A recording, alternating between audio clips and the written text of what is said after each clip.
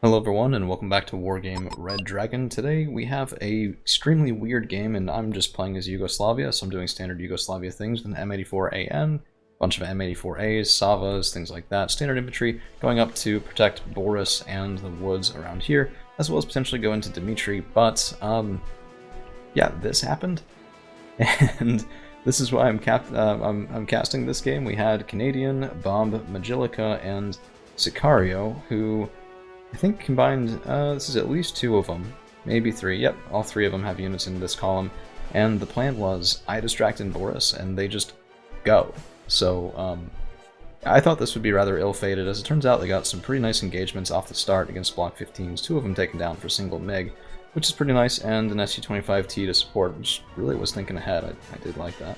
Didn't think of it myself. And then just a whole long column. So, meanwhile, on my side, we spotted a whole bunch of Fennec 20mm, and Santa was a very skilled opponent. We played against him, I think, a second time that night as well, which this is going to be an issue, because the only other thing on this side is Sicario's command vehicle dropping off command infantry in an Mi-17. But at least my side of things are being somewhat successful, and we will be able to get both the Sava and the M84 online. I only wish I'd brought him a little farther over to the right. I didn't really mean to abandon like that, and we might have been able to save that situation. However, on this side, which is what I'm sure most of you guys are more interested in, this is about the time where I looked to my left and realized, oh god, they're already down here.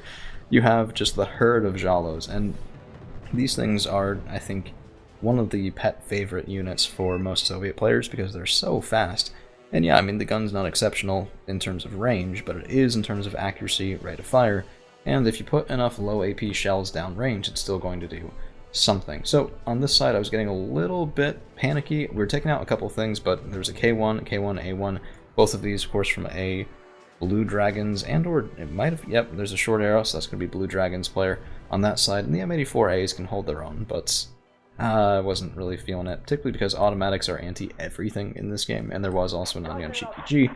Yeah, and we're getting some kills, but I don't know, it was a potentially scary situation. So I'm smoking, I'm trying to stay away from the K1 and K1A1, didn't realize he only had 1 point of strength left, and then just buy time, because Yacht here has been taken by storm, and there's actually a command vehicle on this side as well, so Bob Magilica had command infantry in a helicopter that he's going to put down here, and this is both an air and land reinforcement zone. So, we have Center, we have Anna, and we have Yacht, and our opponents were kind of like, shit. Which there's not really too much else to say, honestly, at that point. So, I make a bit of a mistake, I get a little greedy, I'm going for this ninja, and we almost get it. Actually, we do take that thing down, but because of not 1 but 2 automatics, I do kind of lose my L-17K. You can see those big rifle rounds, well, not quite rifle rounds, but those big rounds shelling out and taking down my plane. Not really ideal, but such is life.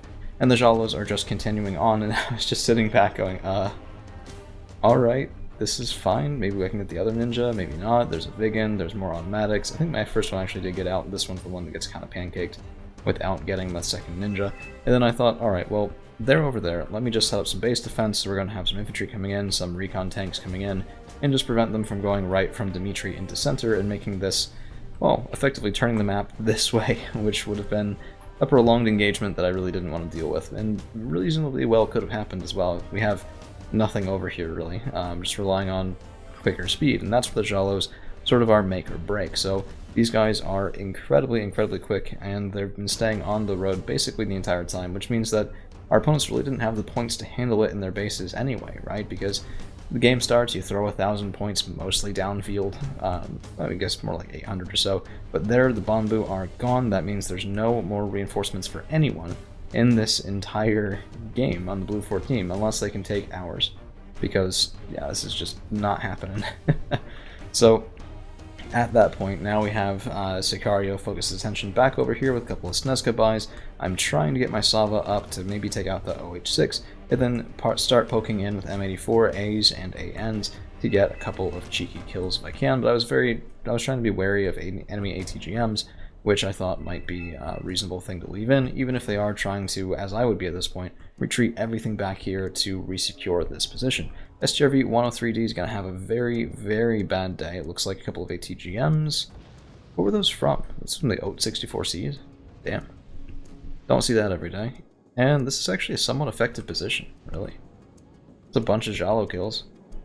Yeah, unless we can cap this, but see, the thing is, Yacht giving reinforcements for our side just, I think it was the icing on the cake. There's even a command vehicle headed over here to Cheriton, at which point reinforcements will pop in right on top of the enemy formation. Kiyomaru Shiki, this was really pretty terrifying, so, you know, one of the biggest, baddest tanks in the entire game, 170 points, 20 frontal armor is a little light for that sort of point cost, but excellent rate of fire, excellent gun on that guy. And right now at 6 strength remaining, and the Jalos just get right into that side armor and just peel them apart like a tin can. It was terrifying. Because it's 170 points killed by 90 points on this side. It was just speed, that's all it was. But it was enough speed and enough support. And really does just go to show, positioning is king in this game. You can have the best units, it doesn't really matter if you can't get them into the right positions. This is not to blame the other team at this point. You don't really expect that sort of rush, and that can happen on team games, and you kind of have to just take your lumps. It's not great, but it is what it is. I did also want to point out the sheer burst fire coming from these M60 PBs, because Livegarden in the open get absolutely hammered. The T-55s are doing a reasonably good job, and that's going to start the wave of surrenders as the Blue 4 team ducks out.